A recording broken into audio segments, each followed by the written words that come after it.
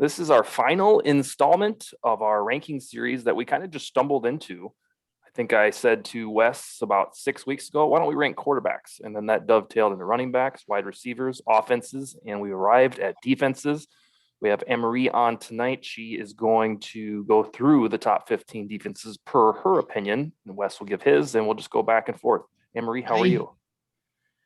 How am I doing? Yeah. Doing great. I've missed you. I feel like Yeah. we haven't hung out in a while. But Yeah. now football season's back, so now I'll see you all the time. Yeah. I'll And be retweeting all your good stuff. Yeah, I had a blast on your show, but that was about 3 months ago. Remember, I was the first guest. You were the first guest. Yes, I listened back to it. Now we're here. Yeah. Now we've graduated to top 15 defenses. Oh. Wes, how you doing tonight? I'm doing all right. Hanging in there. How difficult was it for you to put together this list? Was it as challenging as wide receivers? Not necessarily. I think, the top 10 or 12 were pretty straightforward. I mean, obviously the positions shift between them, but I think the most difficult part was, the tail end of this was who to leave off and where to put certain teams. I'm with you. For example, I left the Chiefs off, and Me too. And I felt awful about it. But then you start to look at the numbers, personnel, and per our usual saying, there are 15 other teams, in my opinion, maybe you have them, Wes, on your top 15, that are better than that. And that's where I ended up. Now, with offenses, it's a little bit easier because you can always have that figurehead of the quarterback and then filter down what's underneath them. With defenses, of course, you have leaders, but you don't have the guy like you do in a quarterback. So it'll be interesting to see what we got. I will kick things off at number 15, then we'll swing it to Wes at his number 15, and then on to AMarie. So my 15 is the Cleveland Browns. This is another one that I thought perhaps was a little too low. When you look at their personnel, it flies off the page with Myles Garrett and Jadeveon Clowney, Denzel Ward, who am I missing? John Johnson, and then they drafted, was it Andrew Berry? Yeah. I mean Troy Hill. Greg Newsome is who I was thinking of. Yeah. And JOK, who was there way too low or easily. I think I told this on air when I was at the draft in Cleveland. Fans were debating amongst themselves whether or not they should take Newsome or JOK at the first round spot. And they went with Newsome. And the next day, JOK was still there. But what has them so low based on a team that's slated to do so well is the fact that they finished 21st in the NFL in points allowed last year, and nobody cares about that, but it happened, and therefore I couldn't put them any higher than 15, excuse me. Wesley, who do you have at 15? Chicago Bears. Might come as a shocker. Way too low, sir. You got to do some rationalizing right now. All right, so here's the thing. So the front seven remains the strong suit of the Bears. Khalil Mack, Akeem Hicks, they man the front. Danny Trevathan, Roquan Smith lead the linebackers. But that secondary, I really don't know what to expect. They let Kyle Fuller walk. Didn't really bring in any strong replacements for him. Speaking of ranking for points allowed last year, they were 14th, 11th in yards allowed. I see a drop off in production from them. They'll still be, the Bears defense, but I have to put them at 15 on this list. AMarie and I will have them higher inevitably, chiefly because of bad memories about them suffocating the Vikings defense, and perhaps that's just too frequently fresh in our memories. AMarie, who do you have at 15? Is it the Bears? Yeah, it is the Bears.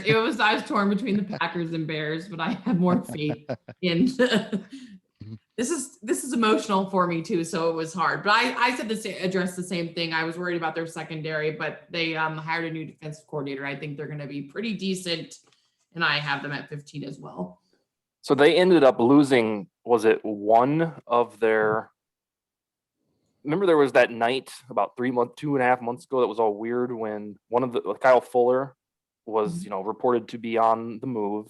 And then I think Eddie Jackson said something to the effect like, screw this. and it implied that he was leaving. And there was like one other dude in the fold, and I don't remember who it was, but I even wrote an article that like with snap of the fingers, it looks like the Bears defense is dying. That was a little premature because it was really only the one that left, but yeah, it felt like it was in jeopardy. So I thought I was kidding when I said, AMarie, do you have them 15? But indeed you do. I do. I was like, oh God. All right, Wes, let's go back up the snake at number 14. 14, the New York Football Giants. Solid young defensive line. Leonard Williams. They added Danny Shelton, Fedi Adenabo, who we are all very familiar with. They added Olujari in the first round, defensive end. Also added Adoree Jackson in the secondary to pair with last year's free agent addition, Bradbury. So they have a young, talented secondary. The defense carried this team last year, and I believe in the early going of this year until Saquon gets his legs and the offense really starts going, the defense will be the cornerstone of carrying them early. I will talk about them shortly. AMarie, are you talking about them right now? 14? What? Nope. Nope. Who do you got? Who do you got at 14? They got our Vikes. Oh, okay. Well, let's hear it. I'm believing in us. Okay. No, it was such an embarrassment. Wes, I don't know who your team is. I'm sorry. The embarrassment of 2020 and the young secondary and just injured, just sad. I think we're coming back healthy this year and we'll be back to our normal selves. So I'm very excited. It was very weird seeing a Mike Zimmer defense that awful and injured. So I'm just, I don't want to assume everyone's a Viking fan that listens to this, but we created the separate one to have a vacuum to talk about non-Viking stuff, but this is the only part of the show that I'll do it. No, I hear you. But I was, giving you crap a minute ago because I thought they'd be higher. Based on what scares me more is our schedule, and the top 10 defenses I have we're playing pretty much, so not looking forward to that. But no, I'm just kidding. But just our additions and just being healthy again, we're going to be amazing. And of course Patrick Peterson. I don't know, I'm just excited to be healthy. Hopefully we stay healthy. Wes's team is the Vikings, since you asked. Thank God. Yes. Okay, cool. All right. He lives in San Francisco though, so he's a transplant for fandom. Okay. It works. Number 14, I have the Colts.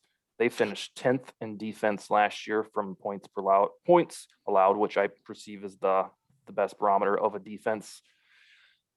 But they're 19th on PFF's rankings, and I do take into account what PFF says. Some people think it's for the birds. I am not one of those.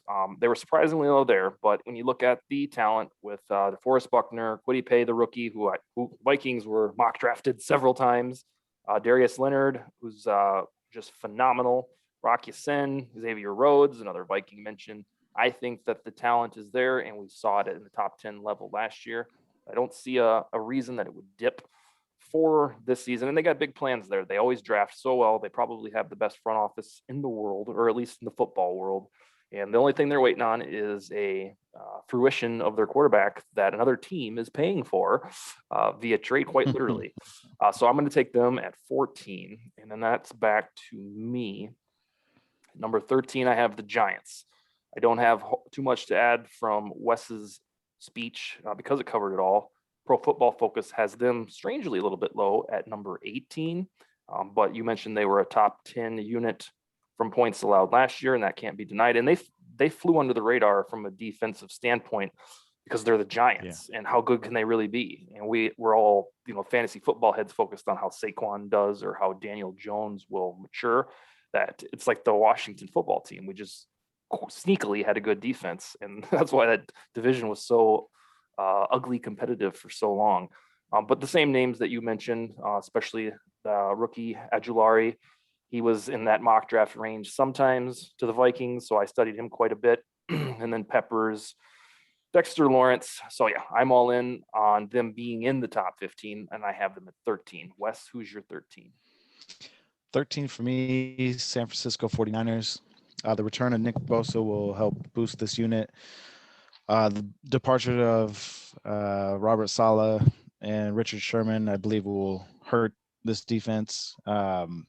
They have one of the best linebacker units with Drake Greenlaw and Fred Warner, who just re-upped on a contract. 17th in points allowed last year, 5th in yards allowed. What remains to be seen is, the leadership aspect from Sherman and Saleh. And then, wait, which Sherman? Richard Sherman. You think he's going to be back there? No. Just the Oh, with him. departures of That's my fault. with both of those guys leaving. I see. Sherman kind of was a de facto coach on the field. I see. No, that makes more sense. I thought you were assuming that he'd probably be back there. I was like, dude, I don't know if he's going to play at all. Guy. Gary. Let's see. Yeah. AMarie, who's your 13? It's a big sigh. Is this the Packers? No, it's the Saints. That's all right.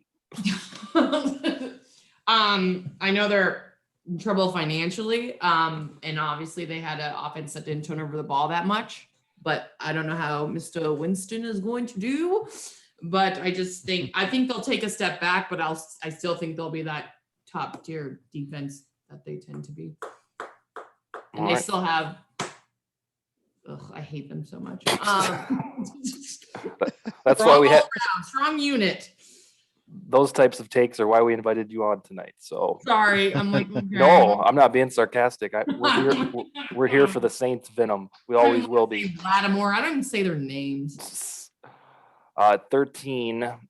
Excuse me. Now we have to go back to Wes at number 12. Number 12 for me, Arizona Cardinals. Chandler Jones and JJ Watt, they're going to wreak havoc this year. They are a team stacked with long, rangy linebackers. Both first round picks over the last 2 years were dynamic and long linebackers that should help cover and fill the box. Cornerback will likely keep the team from reaching the upper echelon of this list, but they finished last year 12th in points and 13th in yards allowed. So, and I'll probably do this every couple months just to blow your horn a little bit. You were the first person in my orbit, which is rather extensive, that called JJ Watt to the Cardinals, and you weren't really surprised by it because you predicted it on our show a few days before it happened. So kudos to you for that. And it's weird on the Cardinals. It seems like the cornerbacks and the offensive line, two vitally important things on a football team, are the things where they're deficient. So perhaps that's why they're slept on. It's weird, especially with the big sexy roster with the talent. AMarie, you're number 12. Mine's Giants. Same notes with you guys. Drafted well, young, great team. No, it says something about them that they're universally in our top 15. So agreed. Number 12, I will piggyback on Wes's contention with the San Francisco 49ers. They were a unit that, like the rest of the team, because of injury, fell a little backward of expectations. They ranked 17th in points allowed. PFF still believes in them. They're considered the 9th best defense by Pro Football Focus. I agree with you on the departure of Sherman will be a little strange for them, and he's got his own stuff to figure out. So wish him the best of luck. Nick Bosa and Armistead. I remember last year when the Vikings acquired Yannick Ngakoue, and I had Vikings fans asking me if that was the best duo in the league, and I was like, well, it's probably top 5, but there's Armstead and Bosa out there, and then they had Kinlaw as a rookie who was decent, and then you talked about Fred Warner today, who just continues to ascend the ranks of stardom, and proof is quite frankly in the pudding, in the bag, in the money.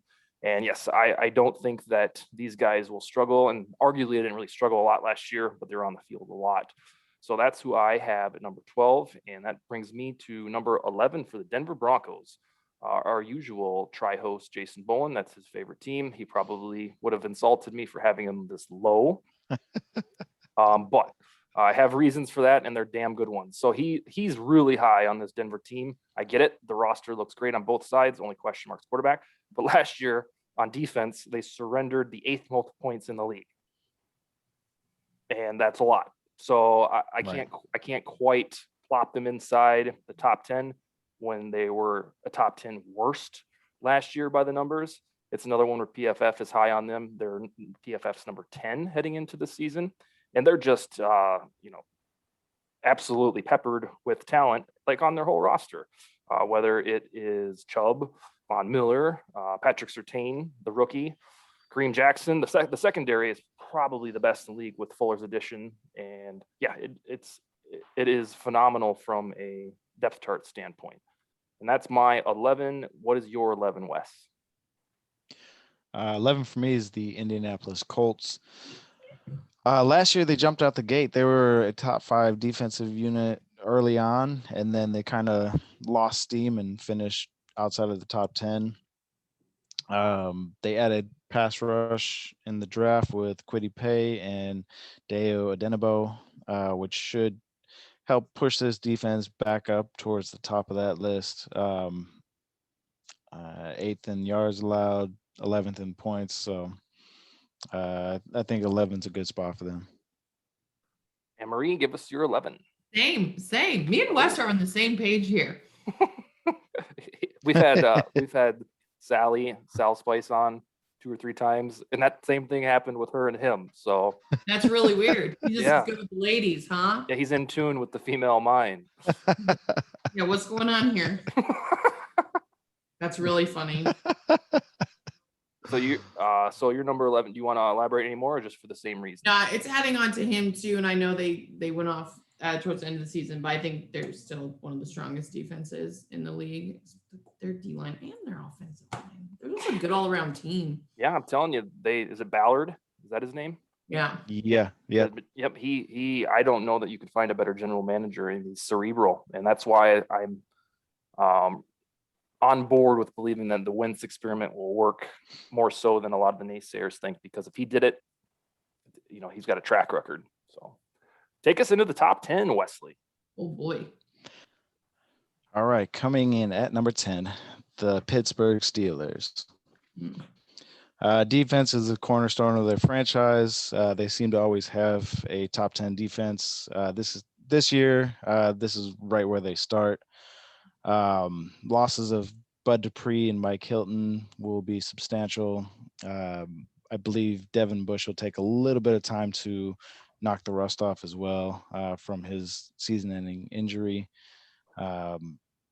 Obviously, they started out the year on fire.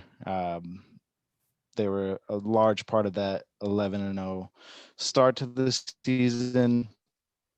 Bush went down, I think, week 10 or 11, and then the wheels just came off that the team, actually, not the defense, but just the team in general. But I think they have enough to remain a top 10 team. That's the biggest separation you and I will have in these rankings. That's for sure. That's the cleavage you and I have right now.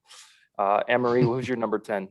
Okay, this is kind of a sleeper pick, just to let you know, but I think the Chargers defense, I'm going top 10 with the Chargers at number 10. I think injuries and coaching prevented them from reaching their full potential, and they played without their best defensive player. And I just think, obviously, with Joey Bosa and Chris Harrison, just they have a unit, and I think people are going to sleep on them. And I think they're going to be a top 10 defense. Well, that's bold. I like it. I didn't even have them in there, and now I feel like That's my bold pick of the top 10. No, that's what we want. I think I had them right at the Chiefs at 16. I think the Chargers at 17. Weird sleeper pick. Yeah, I had them off my list. Ooh, okay. Ooh, Well, then she's got documented video and audio evidence once they come out, and as long as they don't do it against the Vikings, then we are fine. Yes.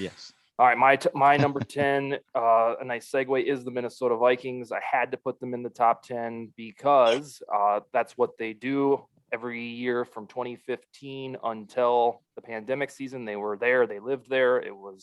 We took it for granted as Vikings fans. And I supremely consider 2020 an outlier based on the injuries down the line to Danielle Hunter, Anthony Barr, Eric Kendricks down the stretch. Michael Pierce opted out. And Mike Hughes at the time, who would have been better than the replacement dudes that we had in there. And then they spent the entire offseason signing only defensive free agents. And that was Dalvin Tomlinson, Patrick Peterson, Xavier Woods, Kinsey Alexander, Sheldon Richardson, Bashad Breeland, Stephen Weatherly. I'm even missing one right now. But yeah, that's all they did. They had a draft and they signed a bunch of defensive free agents. So if indeed this tunnels into Zimmer's final year with the team, I hope that's not the case. But if it is, he's going to go out on his terms. Go figure. He's known for his stubborn ways, which I love, and I think Wes loves. But I had to keep them in the top 10 because he has the credo for it. That's what he does. And I've said this several times on Vikings shows that is it more likely that the injuries mattered last year, causing that defense to be so icky? Or is Mike Zimmer suddenly doesn't know how to coach a defense? Which one is more likely? And I think it's that the injuries mattered. So probably a little homer pick, but I think I'm going to be right. I have the Vikings at number 10. I'm all about it. At number 9, the Arizona Cardinals. And it's almost a cookie cutter of what Wes said. The secondary is in the process of being rebuilt, we think. We stole Patrick Peterson away. The Vikings did. But other than that, the defense does have those names. Chandler Jones and J.J. Watt probably take the title of the top edge rusher tandem in the business, at least just for pure sack totals. And then Isaiah Simmons will hit his sophomore year, and they drafted a mini clone of him and Zaven Collins, which I didn't see coming. And then Budda Baker, if any of you guys play individual defensive player fantasy football, Budda Baker is spectacular in that for all of the stuff that he does. And then his last name is impeccable. So I believe in the Cardinals defense. I think they have the depth there outside of the cornerback iffiness. But I've said it. I talk way too much about the Cardinals, and I don't have any emotional stock in them. I just think they're going to be good. Who's your number 9, Wes? Number 9, Miami Dolphins. Me too. Surprise unit last year. There we go. Boom. Surprise unit last year. They're only going to get stronger. The addition of Jalen Phillips and Javon Holland in the draft adds 2 potential starters to their unit. They do need to sort out and repair whatever relationship with Xavier Howard. He will be needed to keep this team in the top 10. Do you want to add? Well, I was gonna say, like, I would move them to number 6. If Howard, I agree too. If Howard doesn't stay, it's gonna fall apart. I think Right. so. If Howard stays, I'm keeping them at 9. I agree with you 110%. Cool. Wes, you are at number 9 now, right? No. That was number 9. That was, hold on, did I do my We number both 9? had Miami. Oh yeah, so I'm sorry. I try to keep it going back and forth. So number 8 is where you're at now. 8 for me. This is where I have the Cleveland Browns. Revamped unit. I know you had touched on John Johnson, Troy Hill signed there as well. Jadeveon Clowney, also the additions of Newsome and JOK. They get back Grant Delpit and Greedy Williams, 2 draft picks from last year, coming back from injury. And then they have Myles Garrett. So that tandem of Clowney and Garrett could rival, their Arizona bookends that you mentioned as well. So I got them coming in at number 8. You're never going to believe this, either one of you, is for 2 reasons. First of all, I don't have the Dolphins on here, and that's criminal based on how they finished statistically last year. However, Pro Football Focus has them ranked at number 28th for Really? defense heading into this season. So I think the Howard stuff you touched on really makes an impact. I got panicked for a minute there. I was like, did I forget them? And I had a weeding out system, and PFF was part of it, and it drove them down to Hades. So yeah, I won't have them on here. They'll probably prove me wrong. Who's your next one, AMarie? Number 8, I went with the 49ers, and just the same thing you said. Nick Bosa returning, got Fred Warner, and their just front 7 is elite. I mean, just think they're healthy. They're going to be they're elite. Indeed. All right. So that brings me to number 8. I am taking the NFL's second best defense per the numbers last year, and that's the Baltimore Ravens. They have the largest schism from PFF to points allowed out of all of these that I crunched. PFF has them at number 21 when they finished number 2 last year. I'll believe it when I see it on a Ravens defense that's the 21st best in the league. It's just like the Steelers. It's not part of what they do.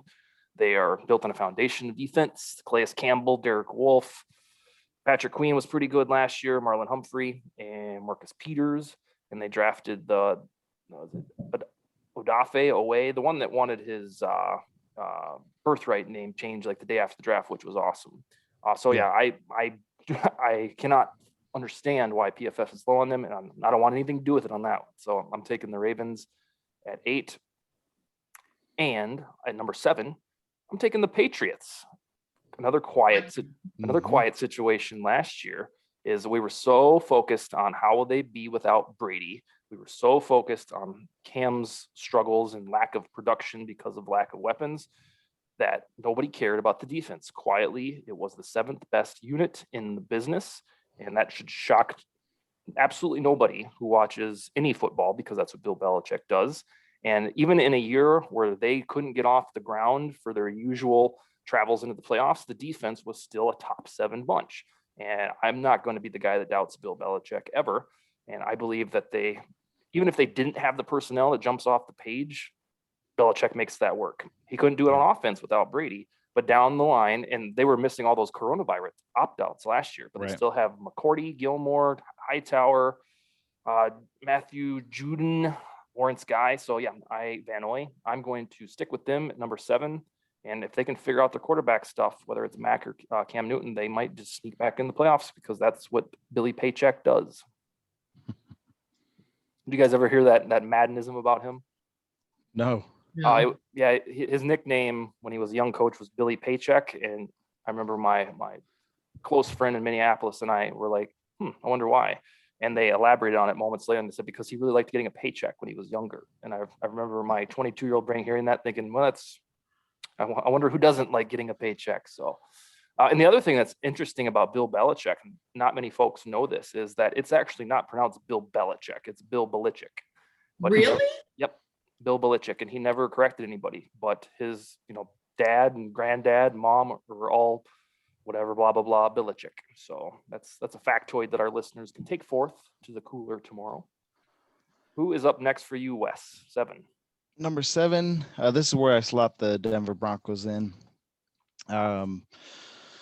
They, as you mentioned, have a elite defensive back unit with Surtain, Ronald Darby, Kyle Fuller, joining safeties Kareem Jackson and Justin Simmons. The hope is for Von Miller to return to the player he was prior to the injury, and lining up opposite Bradley Chubb, they should be able to cause mayhem. Yeah, that duo has always just seemed so ferocious. When they drafted Chubb, they really didn't need another edge rusher, but he's grown pretty quickly. And with Von Miller, if he gets back, again, that defense is spooky. Who is your number 7, AMarie? Mine was the same one. Wow. And also mine one. You live in San Francisco? I know, the defensive just genius of the coach, Mr. Vick. So I just think that I agree. I think this is another sleeper, though. Them and the Chargers. I think they're just two, and for fantasy football people there, I think those are 2 great sleepers that are going to get you points. I wonder. I do like your Patriots pick, though. I was debating. Yeah, it's all Belichick. I mean, it's just there's no better track record in the history of mankind. With the Broncos, I struggle to figure out how their defense was not good last year, and how nobody really knows about it, that it was 25th. But anyhow, one little point on this, that roster is so balanced that if Aaron Rodgers ends up getting traded and it's to that Broncos, my goodness, that team doesn't have one flaw. It would be Peyton Manning all over again going there. Yeah. And actually closing the deal like in 2013, 2014, whenever they got crushed by the Seahawks. So yeah, I fear Rodgers going to the Broncos because he fits in so perfectly, and it would explain why they didn't draft Fields on draft night, because they knew they'd get Rodgers. But that's a tangent. Wes, are we up to 6? Yeah. Yeah, 6. This is where I have the Baltimore Ravens. Again, much like the Steelers, the defense is the cornerstone of the team. They seem to be able to add and subtract players every year without missing a beat. I believe that they could use a little help at one of the edge positions, but outside of that, this unit, it returns. They had they were second best in points allowed and 7th best in yards allowed last year. So, yeah. Well said. Number 6, AMarie. Well, okay, so just me and Wes are best friends because I have the Ravens at 6 as well. I'm thinking you didn't do your Same thing. homework. You didn't do your homework, and you're just saying what he's saying. I'm gonna screenshot all of these. That's so funny. I'm really gonna screenshot and like tweet out Wes's name. It's so funny. For Ravens, I have a fantastic backfield. Pass rush is concerned, but they're such an aggressive unit, and they're deep. You read all those names, you're like, God damn. A lot of depth. Yeah. All right, number 6, I have the Chicago Bears. Wesley pointed out they were 14th in the business last year, which was low for them. Indeed, that is correct. Pro Football Focus also has them at number 6. And that's, I guess I lean towards more them on this one than the numbers. And that's back to what I said based on my experiences with the Bears. Next to the Steelers, or on par with the Steelers, no other franchise, in my opinion, in the history of football has the consistency on defense. The only difference is the Steelers usually have a better offense to go along with it, and hence a bunch more championships. But the Bears, it's like linebacker city, and it's always going to be that way, no matter who they have. I'm so cynical about them, and I don't like them. They are my second least favorite, or my second most disliked franchise on the planet, and that includes basketball, baseball, tennis, everything. It's next to the Green Bay Packers. Obviously, I can't stand the Bears.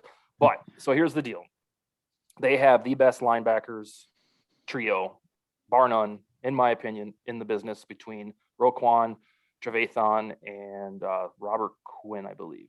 It's just so robust that it can't be denied. And then, of course, by the way, Khalil Mack.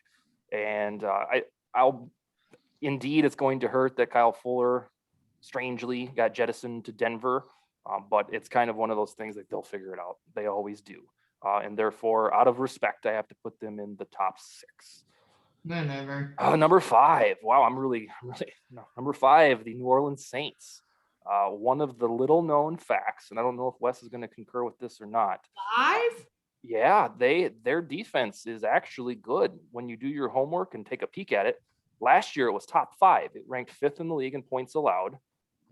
And then Pro Football Focus has them at number 8 for this year. And we're so fixated on the retirement of Drew Brees that nationally we haven't thought about the defense. And plus, they were in cap hell.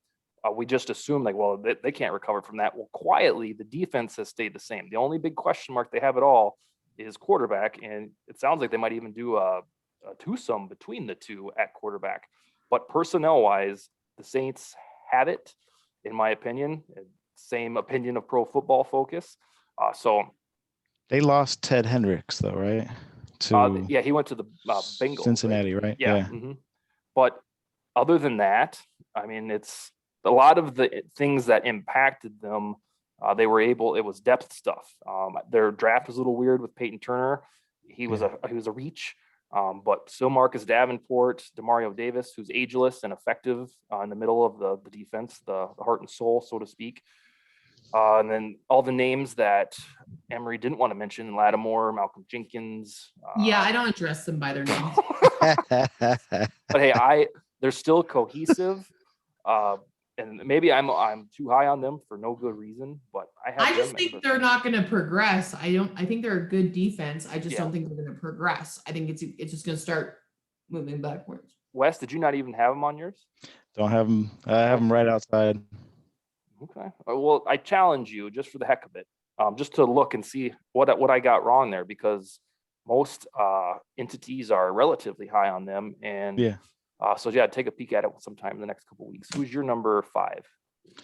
My number 5. Okay, so if you remember back to wide receivers, do you remember who I left off the wide receiver list? Oh boy, I usually remember Jason's wacky stuff. I left off Adam Thielen from the top 15. Yep. Um, From top 15? out of the top 15, yeah. But for this one, I have the Vikings at number 5. Speech, Yeah. speech, Higher speech, than speech. most. So this is not a homer pick. This is, as you mentioned before, last year was an outlier for Mike Zimmer. What do we have coming in? We have probably the best defensive line unit in the NFL with Dalvin Tomlinson, Sheldon Rankins, Michael Pierce, Daniil Hunter. Just those 4 guys alone should blow any other team's defensive front out of the water. You add the best linebacker duo in the league. That's right, the best linebacker duo in the league. Are there better linebackers than Kendricks? That's debatable. Are there better linebackers than Barr? Sure, but when you pair them together, I believe that they have the best linebacker unit in the business. The additions of Patrick Peterson, Xavier Woods, along with Harrison Smith. This defense, the only hole that they potentially have is at right defensive end. I could actually see, once Pierce is healthy, them putting Richardson at right defensive end on some packages. I could see them doing or running a 3-4 on some occasions as well. I believe this defense will be back, and it will be back with a vengeance. You remember when we were on Twitter Spaces 3 nights ago, and I asked you about Fitzgerald, and you said you didn't see it happening? Yes. The Vikings have 13.5 million in cap space, which never seems to shrink, and I love it. Do you think they signed another edge rusher or not? It'd have to be Justin Houston, Olivier Vernon, or Everson Griffin for one of those guys to actually start. There's a whole bunch of other ones out there. And I know you went a little wild. I don't think so. You don't? You think they're going to roll with Weatherly Jones and Wanham? Yep. Okay. Wanham, and then the other 2 rookies, Jones and Robinson. Yeah. I like Wanham. All right, AMarie, that's. I like your 5th pick. Who's your number 5? I got the Rams. Ooh, okay. Let's hear about it. Okay, so even though they lost they had some major losses, right, with their defensive coordinator, and they lost John Johnson, Troy Hill. I just think when you have Donald Ramsey, you have 2 top, they can very flexible, and they're just so good. 2 of the best defensive players in the league. It's gonna work, no matter what. They are a running backless unit. Well, yeah. I mean, that doesn't matter for what you're talking about on defense, but that was a wrench thrown in their plans. And I've said twice on the show that that's who I will end up picking to reach the Super Bowl in NFC, because I never picked the Vikings because it would make me look like too much of a homer. And then it's a jinx, even though I don't even believe in jinxes. So I have to reevaluate that. With no running back, it probably doesn't matter for the analytics crowd and everything like that. But I'm pumping the brakes a little bit until I reevaluate on the Rams. But I'm going to talk about them here in about 3 minutes. So Wes, who's your number 4? Number 4, this is where I have the Patriots. Much of what you mentioned before. A lot of the unit opted out last year. They also added a ton in free agency. Stephon Gilmore returns from injury, and they capitalize on Christian Barmore falling in the draft, which, I mean, Criminal. it's just absurd. Yeah. Absolutely criminal. I think, just like the Vikings, Belichick will have a top 5 unit to roll out there this year. I'm convinced the only reason Barmore fell that way is because there was like 9 3-techs in free agency that hadn't been signed yet. Because there's no other reason to explain why Barmore would have had that like fall from draft grace. It's the only thing I can explain, because there were mock drafts I wrote about where he was going to the Vikings before they got Tomlinson. So all the best of luck to Barmore. He's a stud. AMarie, who's your number 4? I have the Steelers. Steelers, and not, I mean, you add to what your guys said before, but just top defensive line. Minka Fitzpatrick in the backfield. They're just a good defense. Always accompanied by a usually good offense. You know, At number 4, I hate our schedule this year. I'm like, geez. I'm like looking at my top team. I was like, oh, well, this is going to be fun. Yep. Even though I believe in our, okay, anyway, sorry. for our listeners, she's talking about the Vikings schedule once again. It is the 5th toughest in the NFL if you judge it by wins and losses last year. So as high as we are in the Vikings, we always have to chickadee check ourselves on the fact that the schedule is not easy. But we always say that about a schedule. Yeah, I mean, a schedule. yes. There was a stretch, was it Wes, in 2019, where we faced like 4 or 5 backup quarterbacks in a row, and 2 of them ate our lunch. And so is the way that the NFL looks now from a depth chart perspective, of course it's fun to analyze, but the shit always changes. So keep that in mind. The next team I have, go ahead. Oh, the only thing I'm concerned about with the Vikings schedule is that brutal East Coast, West Coast trip that they have right in the middle of the year. Oh, and that's just tailor made for our pals to complain about when we're down in it. We lose that first game or something, and it's gonna be like, well, schedule makers have it out for us, and then there was a penalty that caused us to lose. Number 4, it sounds like I have these guys lower than you, but not by much. Tampa Bay Buccaneers, they were 8th last year in points allowed. PFF says they're the 3rd best defense, and you can't really disagree. This one is as easy peasy as it gets. They returning the same bunch from last year. I'm sure you two will echo that in a matter of minutes, and that's unprecedented. Never happened. A Super Bowl winning team brings back the whole gang, and they're only going to get better, I think, because of the maturation of their young players. And so I had to have Tampa Bay inside the top 5. And if you flip a coin on these ones that are upcoming, it's tricky for how good are they actually. But I have them at number 4. And number 3, and this is one where folks are actually trendy hot on. I have the Washington football team. Ron Rivera came in and he said, we're going to play defense like we really haven't before. That's what kind of beset the Kirk Cousins era there, is that the defense was flimsy, I believe, when he played there. And I've had to look this up many times because people throwing noise in my face. They had the 21st ranked defense from a points allowed perspective when he was their starting quarterback. So they got rid of him to the Vikings, and then they focused on the defense. So suddenly they're a top heavy product on defense while trying to figure out what the hell to do at quarterback. It's a strange dynamic. But with the edge rushers, youthful edge rushers, they do have the 2 best. I've already said Watt and Chandler, or Armstead and Bosa probably take the cake for the best tandem. Youth infused tandem, it has to be Chase Young and Montez Sweat.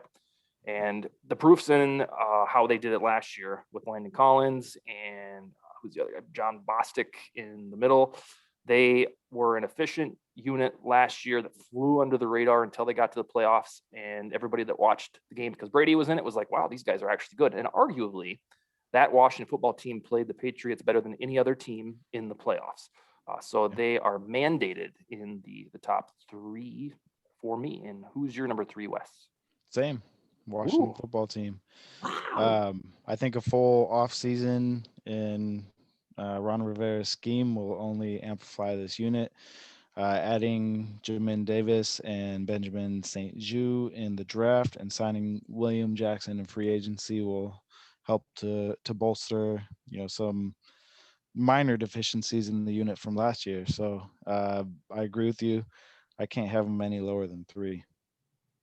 AMarie, who's your 3? Mine's starting off with the Browns. Okay.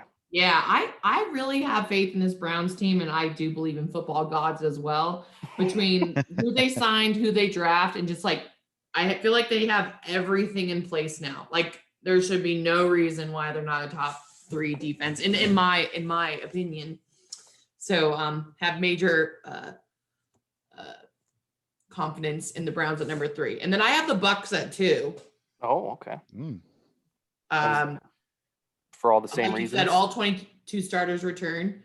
Best front 7, confident young secondary, and Todd Bowles is a genius. So I'd like to point out that with with the Browns at 3 and me with the Browns at 15, that's our biggest point of cleavage, because we'll see. That's 12 spots. And so you did your 2, and that brings me to 2 at the Los Angeles Rams. Per points per game, they were the best in the league last year, and everybody knew it. They have the best player, I don't want to say in football, or definitely on defense, who should get MVP consideration every year, but we're not allowed to do that, to vote for them on defense for some godforsaken reason. And then PFF has them ranked at number 4 heading into this season. I don't see any. Oh boy, I don't think they lost anything huge. Maybe a safety, was it? John Johnson. Yeah, he went to the Browns, right? Yeah, and Troy Hill as well. Yeah. Okay. Well, a little iffy there because those dudes are meaningful. But I'm going to stick with them. I think it's just the allure of Donald and then Leonard Floyd and Jalen Ramsey. So I will keep them at number 2. And that brings me to number 1. And I think it's different than the both of you, the Pittsburgh Steelers. When they started their fabulous run last year to the undefeated, was it 12-0? 13-0. 13, I think. And I was very wrong about that. I thought they were a team that was tailor-made to contend with the Chiefs in the AFC because they'd be able to put the pressure on Mahomes. I was wrong, and everybody that said that they were a product of an easy schedule was right. But they have it in them. Tomlin, I always secretly hope that they have a really bad year and he gets fired and the Vikings go get him. That's never going to happen, but I pray for it. But between Cameron Hayward, TJ Watt, they just added Melvin Ingram yesterday, 2 days ago. Right. Devin Bush, Joe Hayden, that Minka Fitzpatrick trade was fabulous. Terrell Edmonds. Anytime I think about this franchise, it's just emblematic of defense. And when they did have their nosedive last year, it was pretty much, in my opinion, because Roethlisberger ran out of gas and they didn't have a running back to save their life, even though people think James Conner for some reason is serviceable. But they are my number 1 defense. And it's a little like cookie cutter, like, of course, Steelers are good defense, but I really believe in them. Who is your number 1, Wes? My number 2, and then I'll get to number 1 is I'm number sorry. 2 is no, it's okay. Same as you, the Rams. I'll just add that Aaron Donald, Jalen Ramsey, probably the top 2 players at their position, or a top player at their position. Losing defensive coordinator Brandon Staley, who is now the head coach of the Chargers, which that's why I've given AMarie kudos on having them on this list. I do see Chargers, making a surge with that hire. I mean, the defense comes down to Donald Ramsey. So the number 2 for the Rams. Number 1, the champ is here. It's the Tampa Bay Bucks for me. Returning all starters. They're just going to continue to gel. As you mentioned, the young players are going to continue to grow into their positions as well.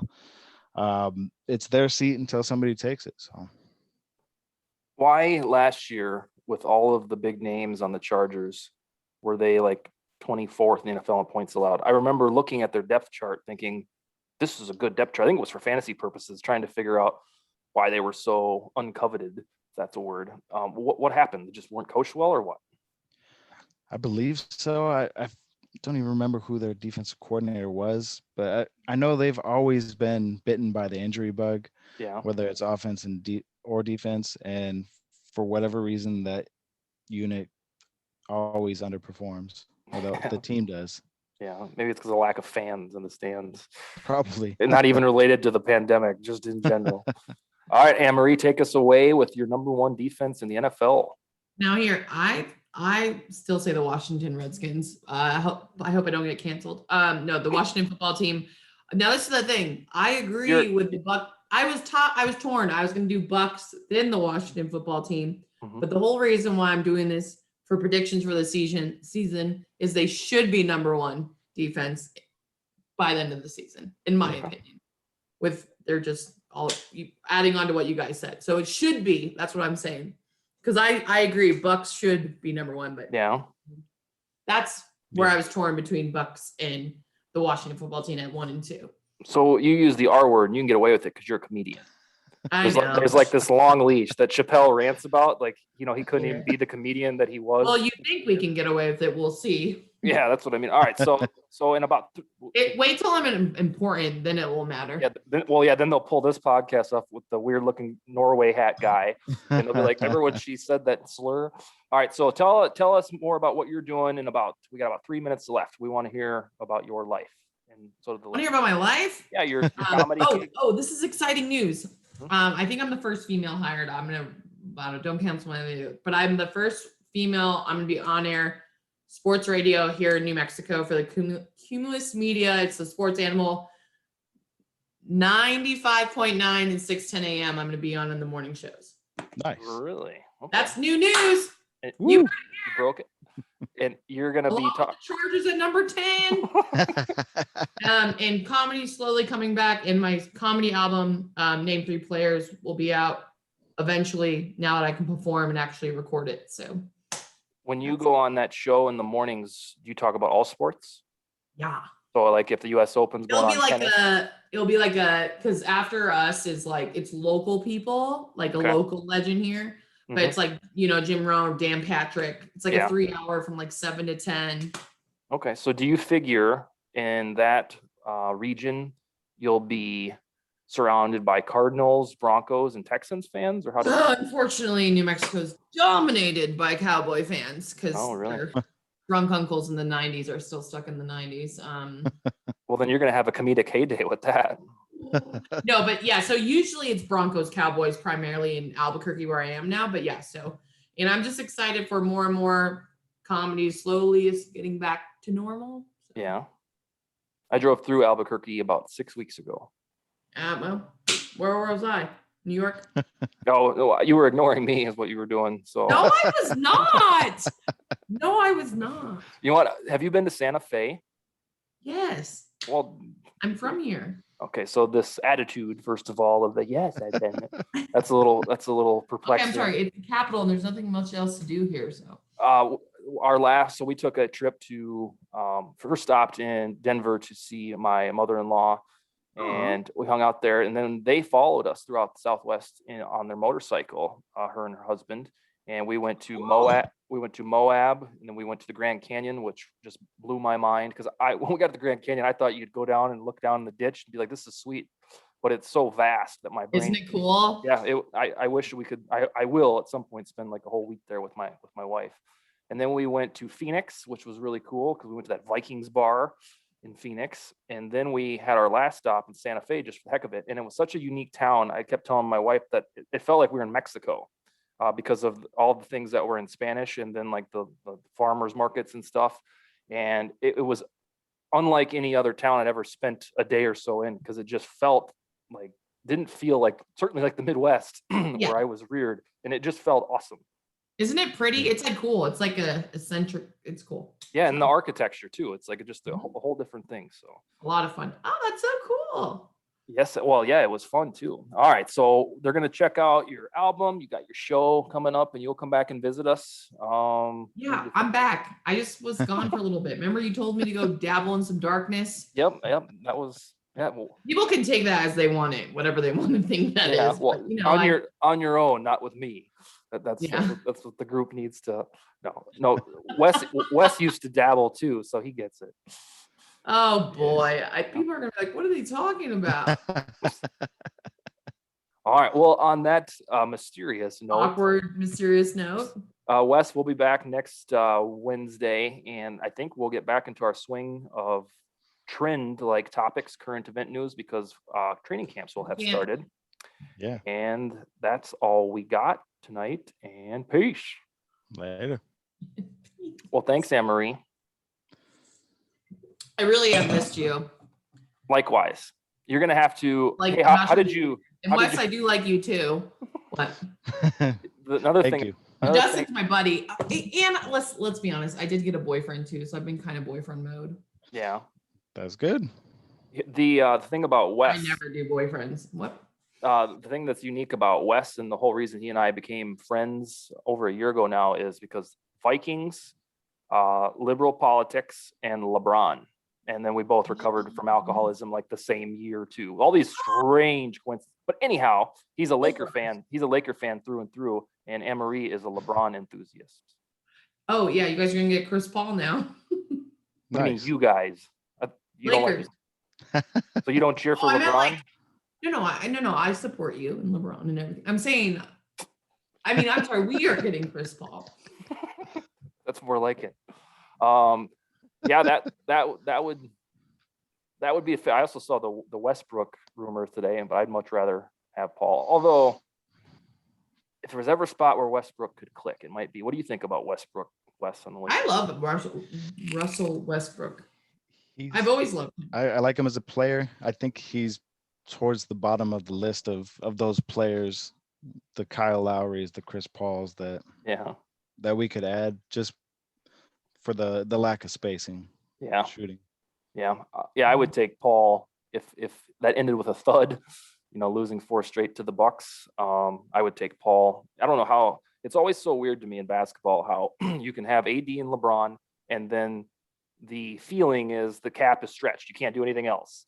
And then this time of the year, they're like, well, now they're targeting Chris Paul, who makes $45 million. It's like, well, you can just get him now via trade and then swallow all the. It's weird. I know there's an explanation for it, but there's a point in the season when you're trying to sign free agents where it's like, well, they already have 2 players on the max that they can only add Danny Green.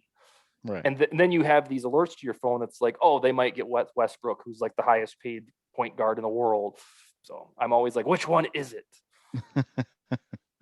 Well, that's how I'll leave you guys. That you guys have a wonderful night. AMarie, Sally will be reaching out to you to come on the Viking show very soon. Okay. Yay! All right, guys. Oh, All right. Later. later. See you soon.